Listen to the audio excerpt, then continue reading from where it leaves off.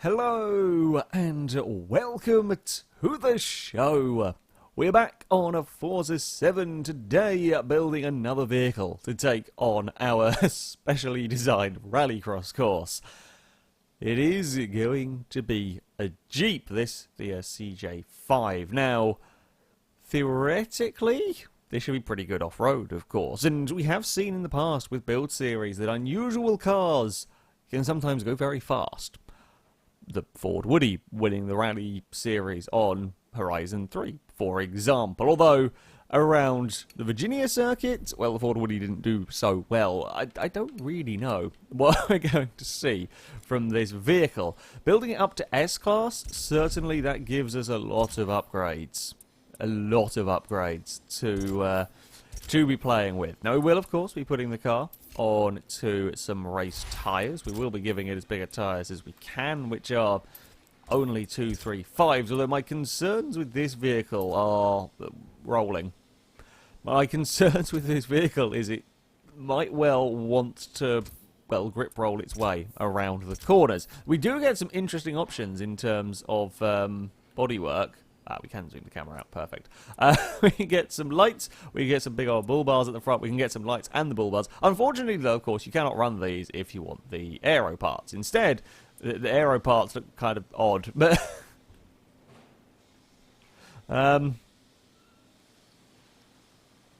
yeah, oh, my game's going a bit slow. Now, we want aero on our vehicle. We want downforce, anything that...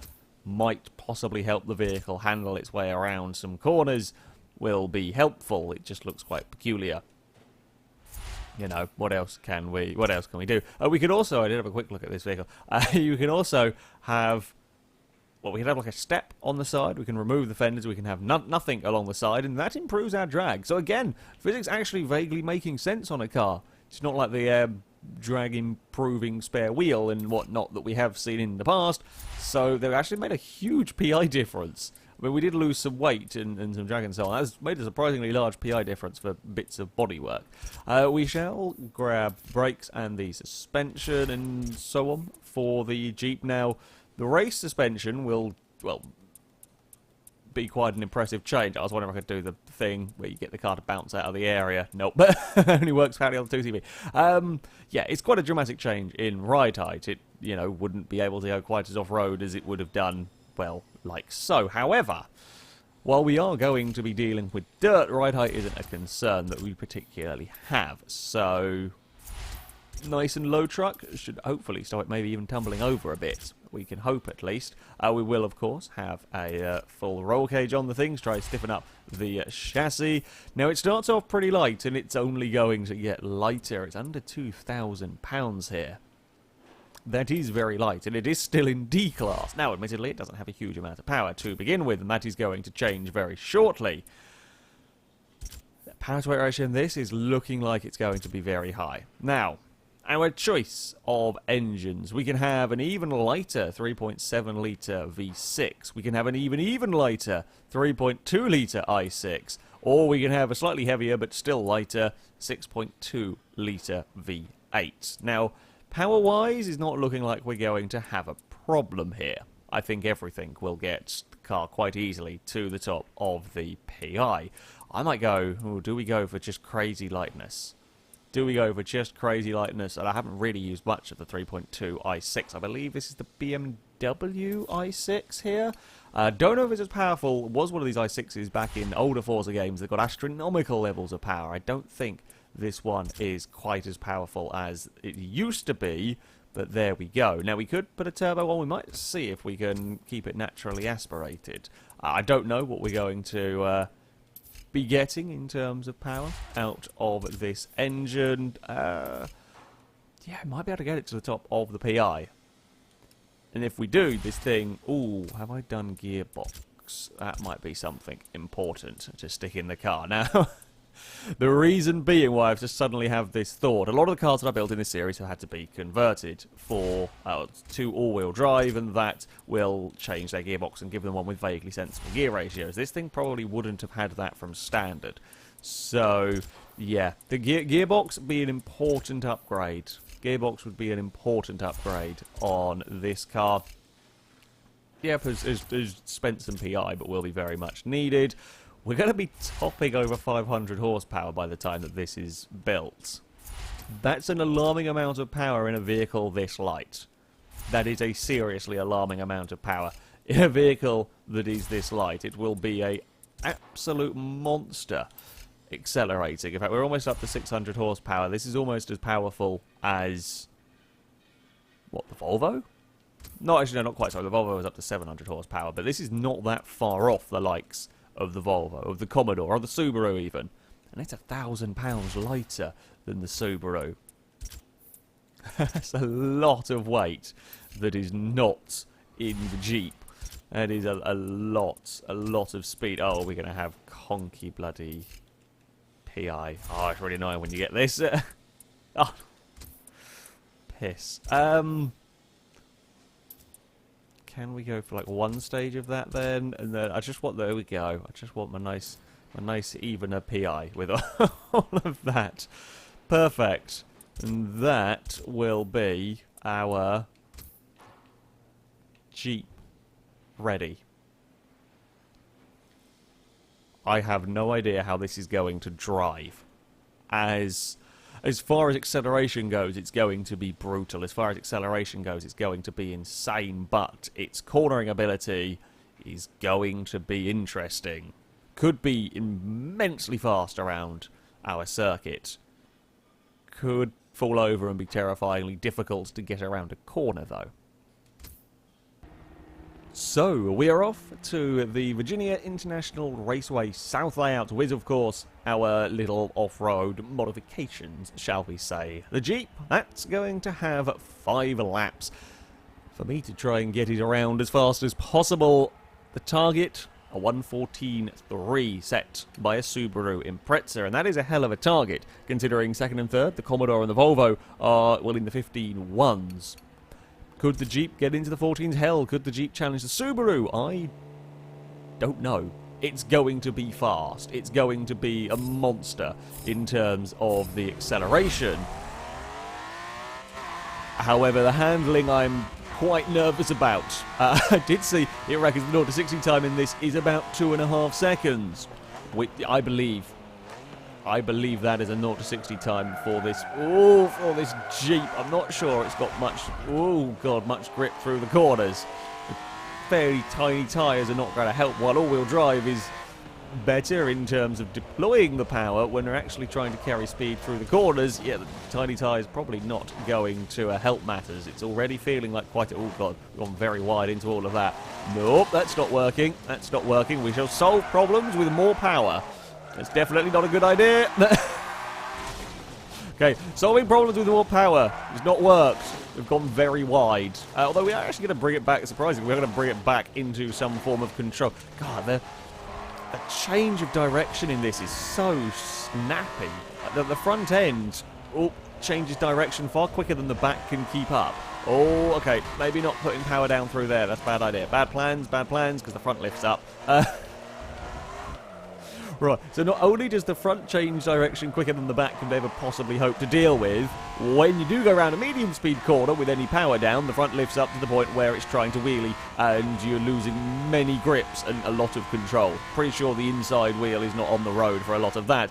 We're up to 160 miles an hour for turn 1. Brakes actually do a pretty good job. I was worried they might not be very powerful in this. I had a horrible feeling for a second where I jumped on them then. We were going straight into the wall, but no, they certainly slowed the Jeep down. God, wiggling and diving under braking there. That sort of snappiness is strange. For a vehicle like this, I mean, I might expect it with an Ariel Atom or a Lotus Elise, but for a Jeep, it might be just because it is so light that that would, well, I guess that would explain potentially some of it, that it's the way it's getting changed, but yeah, it hasn't got big tyres. However, it really will snap around on you if you're not careful, and the back end won't have the grip to deal with all of that. But we are through the hairpin.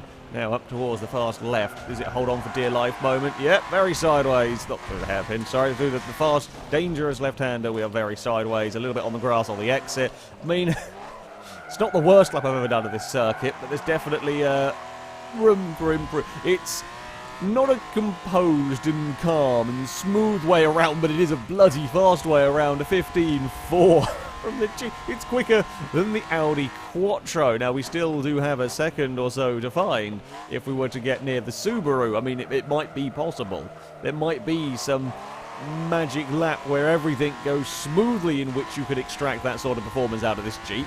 I think there is also quite likely a magic lap where, well, you don't and you end up in a tyre bundle and probably upside down. So, you know, that's something to try and not achieve.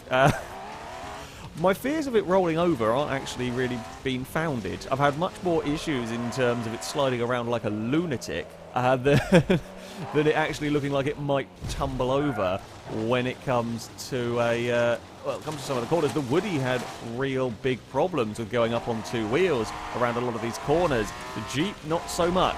We are out across the grass. In fact, we're absolutely flying on this lap. If we can manage to finish it all off neatly. It's another trip across the grass. Oh, wheel caught on the grass. Damn it, that was going to be a monstrous lap. That might have been almost the second that I needed to go near the Subaru. It's not going to happen this time around. There is still time, though. 2 more laps. Wow, we're only 2 seconds down, considering I had a huge off at the left-hander. This thing is an utter monster. This thing might be one of the maddest contraptions I have driven, certainly in this series so far, that has been competitive. I mean, this is sheer brute forcing its way around the lap. So much power in such a light vehicle. No, I can't stop for that one. This is, yeah, the brute force technique.